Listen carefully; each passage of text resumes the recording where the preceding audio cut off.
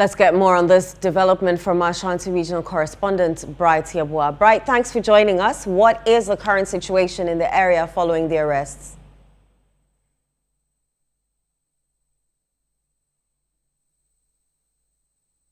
Hello, Bright. Bright, can you hear me? Hello, Bright.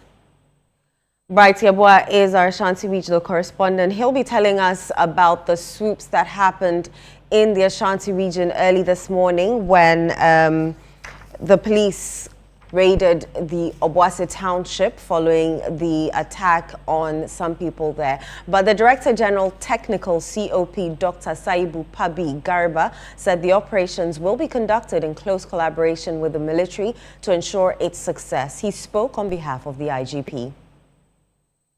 There shouldn't be any isolation. All of you should move in groups, be brave, be apt, and then execute the task professionally. If you are asked to execute a specific task according to police rules and regulations, execute same according to the directives that will be given to you by your commanders. And this is what the IGP wants you to do. We are going to combine this effort with the Ghana Armed Forces. The military will join you. Let's work as a team. Teamwork is critical as far as the success of this operation is concerned. Right, let's get to Ashanti regional correspondent Bright Yabua, who was with the police during the dawn swoop, to tell us more. Bright, what is the current situation in the area following the arrests? Hello, good afternoon. So the former, that's the police management board, some of the members were actually in the Ashanti region the early hours of this day, around 3 o'clock. So we left Ashanti region, the headquarters of the Ashanti Police Command, and went to Obuasi, precisely 2 towns. That's the Obuasi Ishiayeso and then Obuasi Anguna, and then we head on to the Dadri. Of course, what happened was that these men were rounded. In fact, it was a sad scene. Most of them, which they were sleeping at the time that we reported, they knew nothing of what was happening. So most of them were picked up in their boxer shorts, mostly men, and of course the women who were available at that time had no knowledge of what was happening. So what happened was that they kept on asking questions as to the reasons as why the other men were taking. And so from that time, around 9 o'clock, we got back to the police command in Doom, where they were rounded up. And then currently they are under screening.